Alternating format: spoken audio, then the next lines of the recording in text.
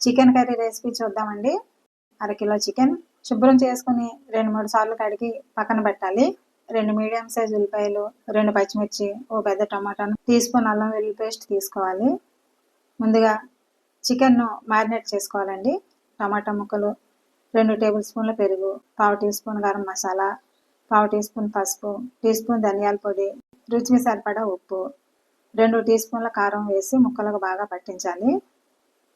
కనీసం అరగంట పాటు ఇలాగే వదిలేస్తే చికెన్కు మసాలా ఫ్లేవర్స్ బాగా పట్టి కర్రీ చాలా రుచిగా ఉంటుందండి.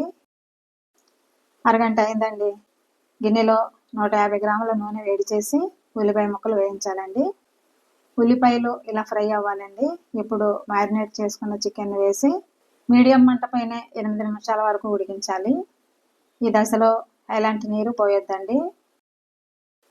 8 నిమిషాలు అయిందండి. చికెన్ నుంచి నీరు బాగా ఊరింది. నీళ్లు చాలా వరకు ఎగిరిపోయాయి.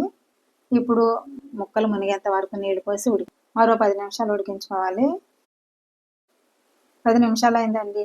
మంటను పూర్తిగా సిమ్లోకి పెట్టేయాలండి. అర టీ స్పూన్ గసగసాల ముద్ద, పచ్చిమిర్చి, కొద్దిగా కొత్తిమీర కలిపి 5 నిమిషాలు ఉడికించాలి. 5 నిమిషాలు అయిందండి. ఇక స్టవ్ కట్టేసి ఫైనల్గా మరి కొంచెం కొత్తిమీర చల్లి మూత పెట్టేయాలి. 5 నిమిషాలు రెస్ట్ ఇచ్చి సర్వ్ చేసేయచ్చండి.